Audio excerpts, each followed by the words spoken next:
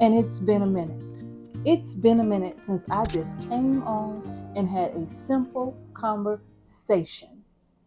And I don't like that, right? It's been a long time, but it got to be said. So today I am in the kitchen doing some things here in the kitchen, and I just finished harvesting the seeds from my Japanese cucumber that we planted this past spring and summer, right? So I've harvested the seeds from these cucumbers, and I'm just going to take all of the rest of this out to the chickens. I have one more cucumber that I need to harvest the seeds from, and then I'll be taking all of this outside. Now, this pack of seeds that I got to grow this variety, I love this cucumber, by the way. It tastes absolutely amazing. And the seeds that I purchased were, I want to say $3.50, $4 or something for a pack of those seeds. And so I decided to save the seeds myself. We're always talking about seed saving so that you can grow your groceries. Okay. So I've just scooped all of the seeds out and dropped them in this jar. I rinsed the excess pulp off of these cucumber seeds and I dropped them in this jar of water here. And I'm not going to put a lid on it, but I am just going to sit it on the counter and I'm just going to allow this to sit there for a couple of days. And that gel coating that's on the cucumber, it's like a protective layer, a protective coating over the seed, if you will, right? So all I'm going to do is just allow these seeds to sit for about 2 days or so. And that should be plenty of time for that coating to release itself from the seed. And then I'm just going to spray it and clean the seeds up pretty good. Put them on either a paper plate or a coffee filter and just let them dry overnight. And then I will have my seeds saved for the following year so I don't have to purchase these seeds anymore.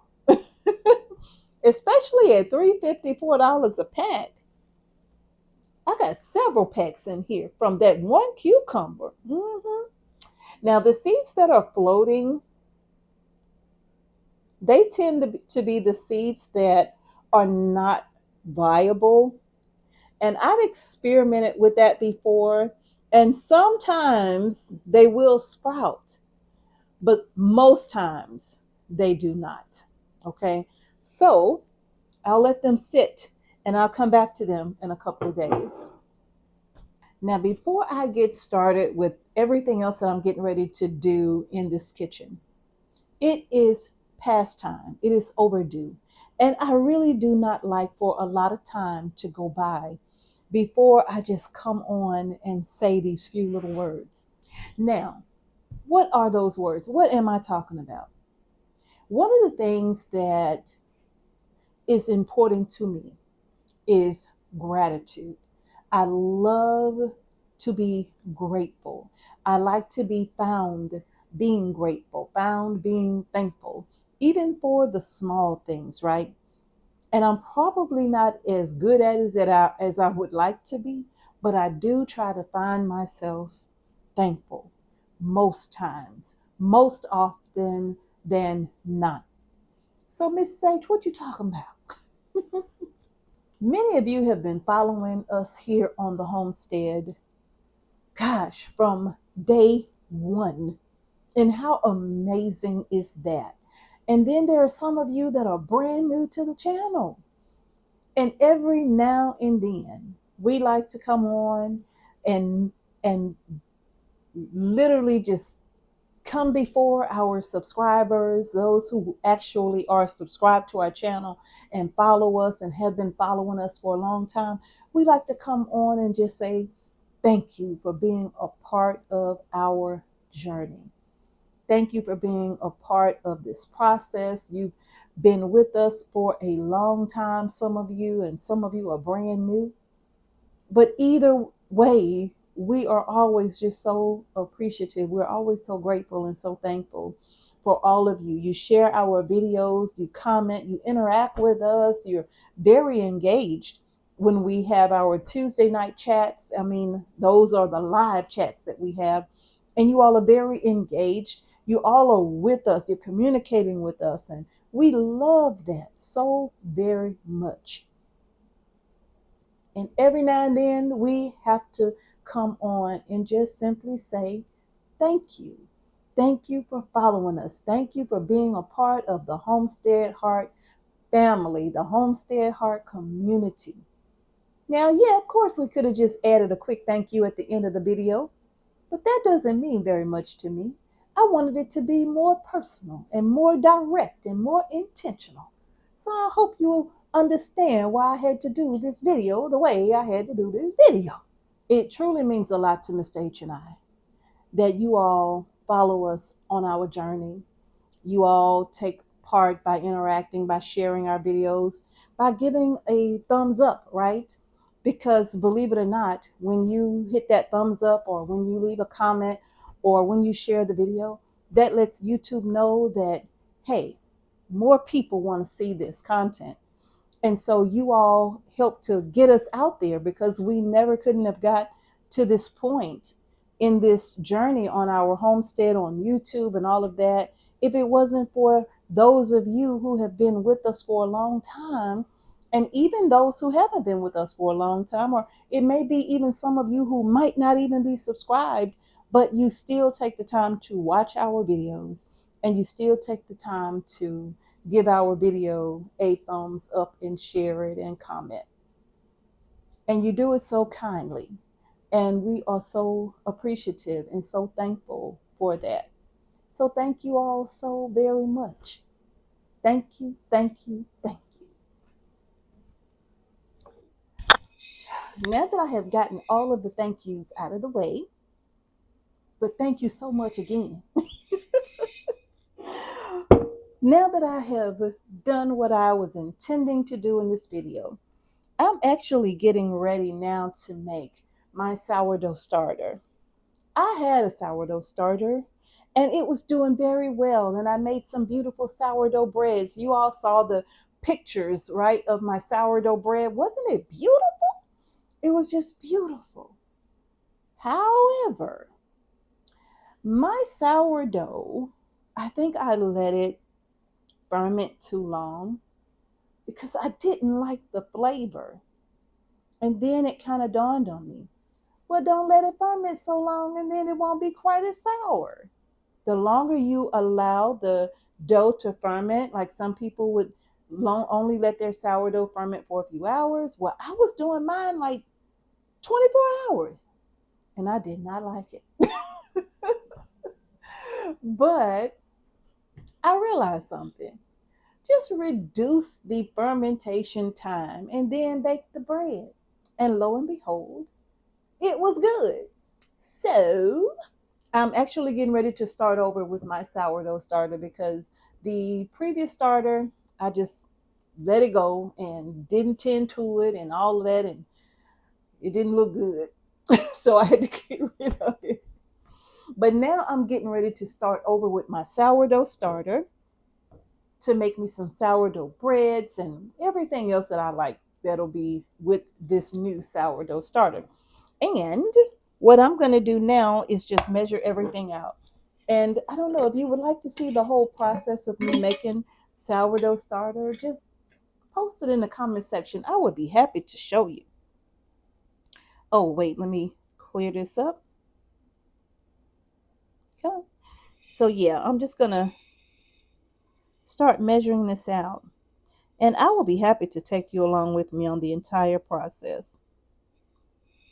I'm just going to start with a little bit. It doesn't even take very much, really. I'm starting with this much. Look at that much. This is 20 grams of wheat berries that I'm getting ready to mill. And this is hard white wheat.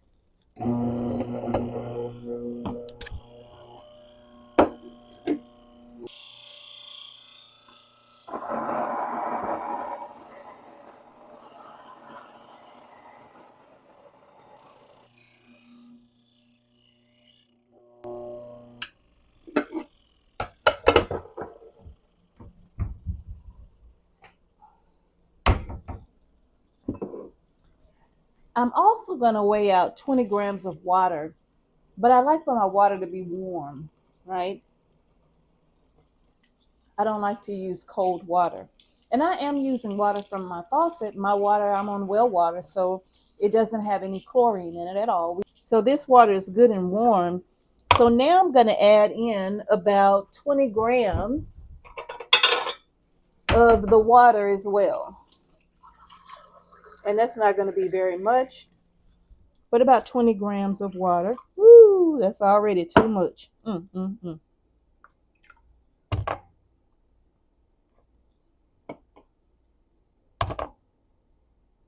right. So now this is my little jar here that I use to make my sourdough starter with. And all I'm going to do is just add in my little 20 grams of flour.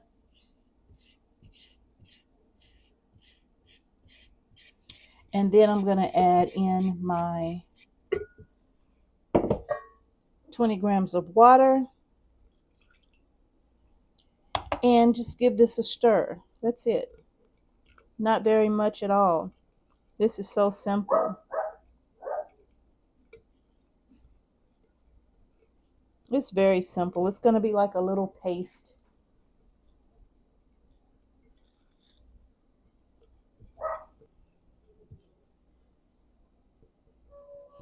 Actually, I think I'm going to double this, right? And I think I will use this leftover flour right here.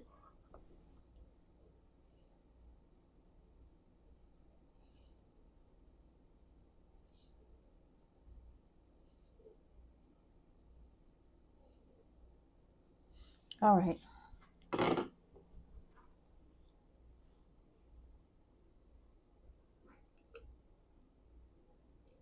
Just a little bit. Come on. There we go. Perfect. Now I'm going to give this a... Now I just got to write down and remember what I did. Because otherwise, I'll be using it for like a single recipe instead of double my recipe, right? So this is 40 grams now of the hard white wheat and about 40 grams or so of water. And this is what it looks like right now. I know that don't look like much, but just wait. Let's get that off of there.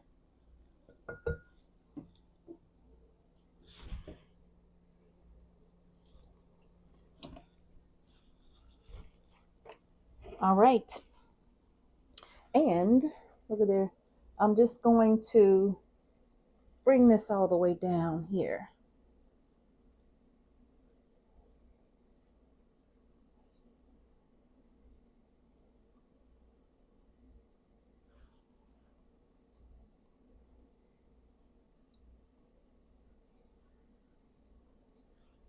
And that's where this is starting at the very bottom. Today is actually Monday. And it's about 6 something in the evening here. And I'm going to put my little cap on.